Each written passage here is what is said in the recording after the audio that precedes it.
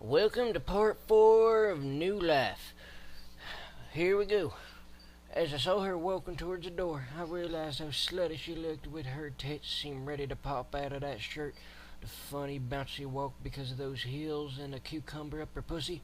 As she opened the door and Aunt Gina and Sal were standing there staring at Mom, then Aunt Gina stepped forward and hugged Mom and started to walk towards me, and I had my arms open but kept looking over her shoulder. I saw Sal tightly hugging Mom.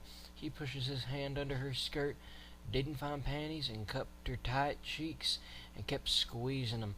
By this time I had Aunt Gina in my arms and was hugging her, but my eyes were still focused on Mom, who was struggling to get out of his grip. This made me so hard. Aunt Gina felt my hard dick against her belly, and she pushed me away. As she turned around, she saw that Sal was feeling up Mom's ass. She stared at him. He let Mom go. He stepped closer to me to shake my hand and ask if Dad was around. I said, "Yeah, he's upstairs and he'll be down soon." I saw Aunt Gina push Mom in the kitchen and said, "What the hell kind of clothes you wearing? You look like a street whore. You better go change now." Mom said, "Sorry, Gina. Men in my life like me to dress this way, and I don't have a problem with that." Gina said, "Men? You mean Jerry and David? But he is your son. How? This is sick. I don't think I want to know." As I listened to this conversation, I was getting so pouring vine for Sal and Aunt Gina. I gave her a glass of wine. She took it. She took it and she said that I needed She took it and said that I needed it and gulped it down. Sal recognized the opportunity, quickly went over to her with the bottle of wine and filled the glass again, and she downed that one pretty fast, and this time I helped her with the third glass.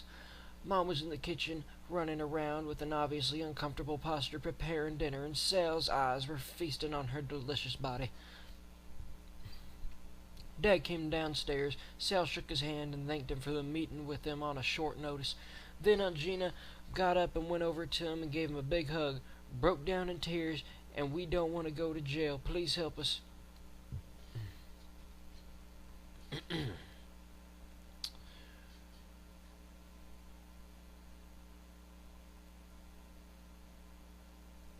I'm sorry about that pause there. I would have thought that Dad would have taken full advantage of this embrace and would have squeezed and felt up Aunt Gina, but he just patted her on the back and said, "Don't worry. Let's have dinner first, and then we can talk this problem of yours." Dad puts his arm around Aunt Gina's waist, and she puts his head on his shoulder. They both started to walk toward the dining room. Sal was in the kitchen and was trying to help Mom with dinner. Dad and Aunt Gina sat down in the dining room. Dad pointed to Mom and said to her, "Doesn't Emma look sexy?" Aunt Gina said, "Yeah, I understand that you like the way she is dressed." Dad said, "Yeah, I think she has a great body and should show it off." Then he turned to her and said, "You have a great body too." Aunt Gina blushed and said, "We have some serious problems. I'm not in the mood to show off anything right now." Dad said, "Oh, don't worry. We will do whatever we can to help out. Just relax." With that, he put his hand in her hair like he was straightening them out, and I could see her getting turned on by the way she would do whatever Dad wanted to at that moment, and I don't know if it was my wishful thinking or what. I thought Dad was going to show her his submissive side. I decided to test her. As soon as Dad got up to get himself a drink, I went over to her and whispered sternly in her ear that Dad would want you not to wear panties.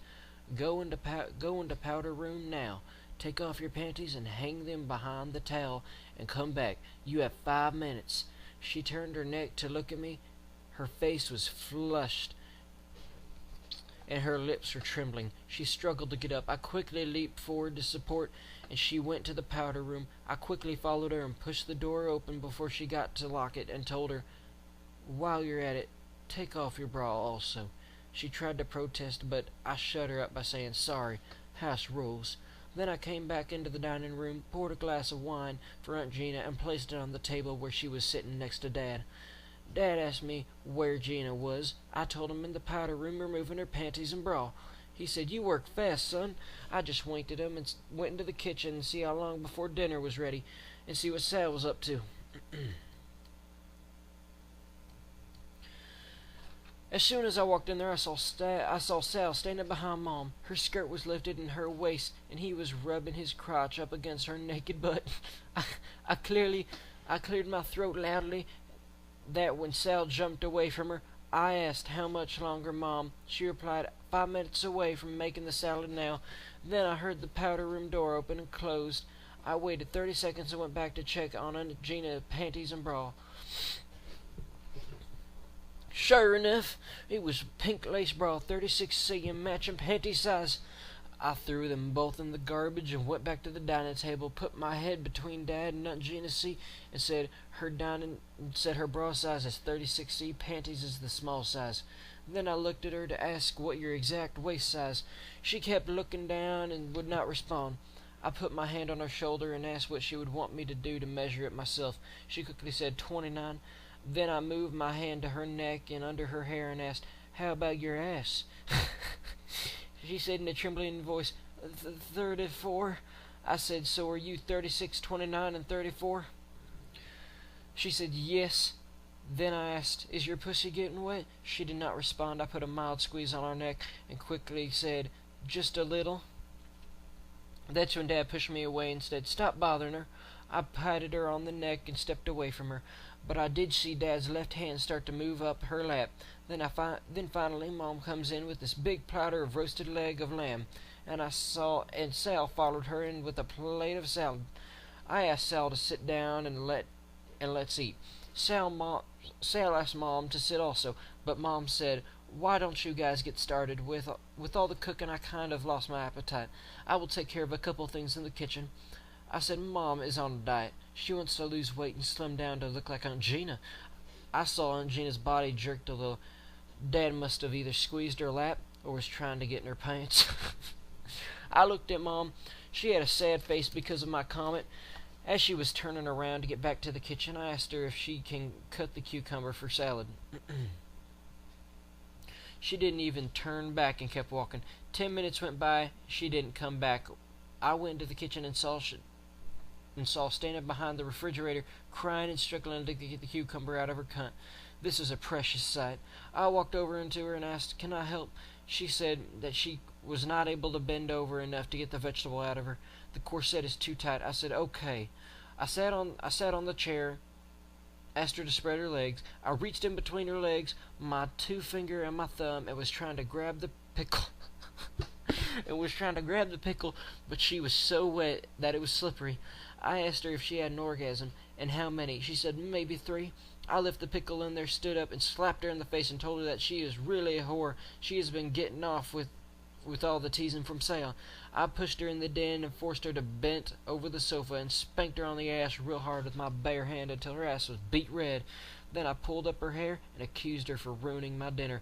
I let her go with a jerk and told her that she will be punished for that later. Now stop crying, get your face cleaned up, and get the dessert. I'm going back to the table. I went to my seat. I went back to my seat and asked, and Dad asked, where'd you go? I said, I went to check on Mom, but turns out she don't have cucumber. Anyway, sorry about the interruption. She is working on dessert now. I saw Aunt Gina's glass was empty. I refilled it with more wine. In a few minutes, everyone finished eating. I said dessert should be coming soon. Dad said, let's wait on dessert a little bit. He looked at Sal and said, let's go on to the porch. We can have a cigar and we can talk about your situation. Sal agreed, and they both got up and started walking toward the den to the back porch. Aunt Gina looked at me and asked, do you think your dad will lend us the money we need? I said, all I know is that he will do it for you, not for Sal. But then I paused. She kept looking at me and asked, but what? I said, he is a businessman. Sal better realize that and must speak to him in business terms. She said, do you think I should go out and join them? I said, no. He will do whatever he needs to protect you, and I can't say how much help Sal will get from Dad. Anyway, let's see and wait. Alright, hey guys, what's going on? So I really appreciate for any of you that have watched my videos and have really enjoyed them and have gotten a laugh out of them. I mean, I've got a lot of haters about these, and I can understand that. I mean, and it can get annoying to some, but I really wanted, again, to thank you guys for watching some of the videos that I just started. Even though there may not be that many viewers, I still appreciate it. But I have been putting this in the description if you'd like to go ahead and check it out. If you guys can come up with anything on your own and would like to send it to me and read it, and let me read it, I mean, I would be more than happy to do that. But if you don't think that's funny, it's perfectly fine. You don't have to give me anything. I appreciate it either way. Also, it can be from anywhere. If you can find some really funny stuff, some really funny material. I'm thinking about doing a bunch of short compilations. I think that's what they're called. I think that I pronounced it right.